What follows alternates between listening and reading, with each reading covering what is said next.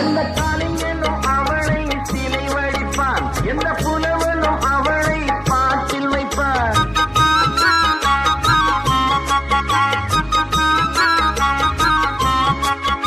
எந்த கலைஞனும் அவளை சிலை வடிப்பான், எந்த புலவனும் அவளை பாட்டில் வைப்பான். அந்த இயற்கையும் அவள் மேல் காதல் கொள்ளும், அவள் நினைவாலே என் காலம் செல்லும். நான் பார்த்ததிலே அவள் ஒருத்தியை தான் நல்ல அழகி என்பேன், நல்ல அழகி என்பேன்.